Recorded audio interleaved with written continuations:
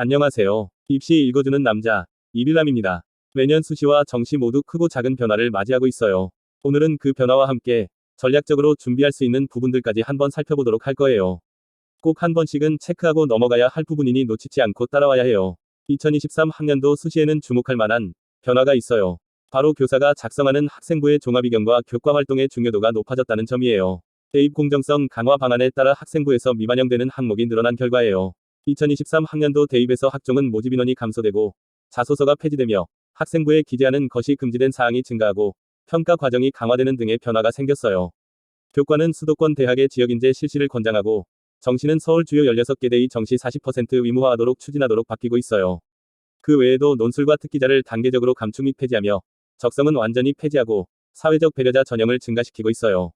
이렇듯 많은 변화가 일어나는 가운데 발빠르게 정보를 접하고 그에 맞춰 준비하는 것도 중요하겠죠. 학생부의 미반영 항목이 많아지면서 결국 남는 것은 종합이경과 교과 활동이 되었어요. 작성자는 당연하게도 교사겠죠. 사교육에 의존하고 고교 수업에 집중하지 않는다면 이 부분을 놓칠 수 있다는 점 기억해 두도록 해요. 학생부 주요 항목 비교과 영역 개선 현황도 한번 살펴볼게요. 2024 학년부터는 자율동아리와 청소년단체 활동을 완전히 반영하지 않게 돼요. 경제, 발명교육 실적과 수상 경력, 그리고 독서 활동도 마찬가지죠. 대신 종합이견 연간 500자, 비교과 영역의 자율활동과 동아리 활동 500자, 진로활동 700자는 동일하게 반영된답니다. 대학 입장에서도 학생부는 중요하게 평가되는 객관적 자료예요. 교사 개인이 아닌 학교의 여러 교사들이 함께 쓴 집단의 기록이기 때문이죠. 학생부는 1과 2로 나뉘어요.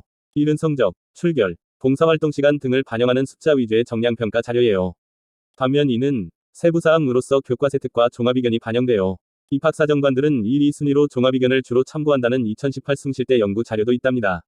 게다가 2023 대입을 준비하는 학생들은 실질적으로 독서활동과 자소서의 마지막 세대라고 할 수 있어요. 그렇다면 어떻게 해야 할까요? 결국 중요한 것은 교과 성적이라는 결론이 나왔어요. 그러니 경쟁력이 될 수 있는 교과 성적을 기본으로 맞춰두고 전형들을 보면서 자신의 강점을 살릴 수 있는 것을 선택해야겠죠. 대학마다 인재상이 다르지만 공통적으로 평가하는 요소와 계열별로 더 중점적으로 반영하고 평가하는 요소를 확인하는 것도 중요하겠어요. 특히 교과는 진로 선택 과목의 반영 유무를 확인해야 해요.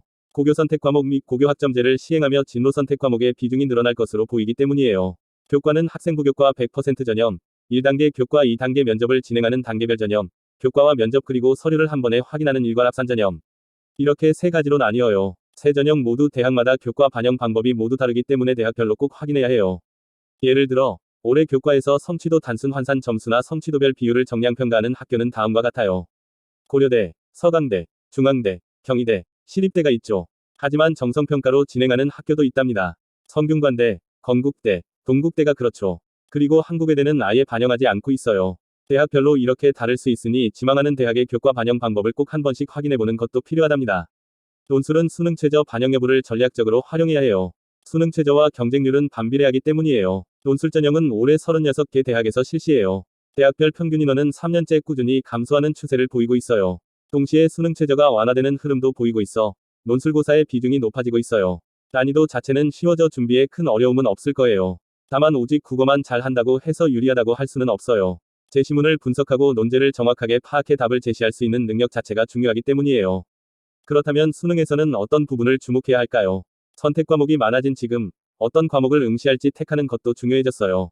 위적과 기백을 선택한 최상위권은 위치약 한수를, 그리고 상위권은 인서울을 지망하죠. 이에 따라 어려운 과목을 선택하는 학생의 수가 적을 수밖에 없어요. 결국 많은 학생들이 비교적 쉬운 과목으로 몰리게 돼요. 이러한 상황에서 어려운 선택 과목을 택하는 것도 하나의 전략이라고 할 수 있죠. 선택 과목을 포함해 반영 비율이 높은 과목에는 더욱 집중적으로 공략해야겠죠. 매년 2권의 EBS 교재를 바탕으로 과목별 교재가 출판되고 있어요. 범위가 많게 다가와서 어려울 수 있지만 계열을 미리 정하고 대학별 과목 반영 비율을 확인한 뒤 전략적으로 영역별 집중 학습을 하는 것이 중요하고 할 수 있어요. 지금까지 입시 읽어주는 남자, 이빌람이 알려드렸어요. 앞으로도 대학 진학에 도움이 되는 정보로 또 찾아올게요. 끝까지 시청해주셔서 감사드립니다.